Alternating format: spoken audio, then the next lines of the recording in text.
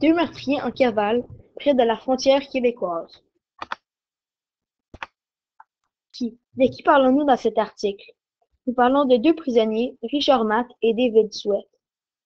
David Sweat, 34 ans, était condamné à perpétuité pour le meurtre d'un shérif adjoint. Richard Matt, 48 ans, effectuait une peine de 25 ans de prison pour avoir enlevé un homme et l'avoir battu à mort. Quoi? Quel est le sujet traité dans cet article? Deux prisonniers d'une prison de l'État de New York se sont évadés et ont laissé un post-it à la fin de leur tunnel disant « Passez une bonne journée ». Quand? Quand a eu lieu cet événement? Est-il en lien avec un autre événement du passé?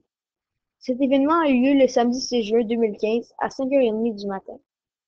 Trois détenus s'évadent par hélicoptère de la prison de Québec le 7 juin 2014. En mars 2013, deux détenus s'étaient évadés par hélicoptère de la prison de Saint-Jérôme, au nord de Montréal.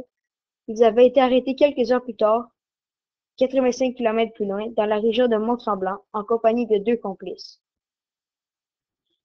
Et le 12 janvier 2010, Haïti a été secoué par un séisme majeur, mais ce tremblement de terre a permis à quelques 4000 détenus de la prison de la capitale de s'évader grâce aux murs détruits.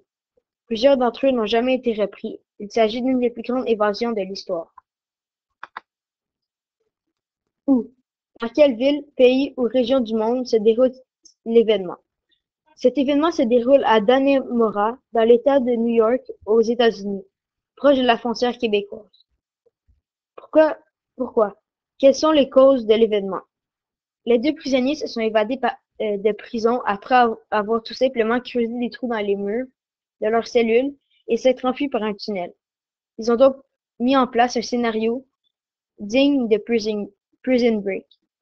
Aucun prisonnier n'avait jamais réussi à s'échapper des quartiers de haute sécurité de cet établissement créé en 1865. Conséquences. Quels sont les impacts sur la société?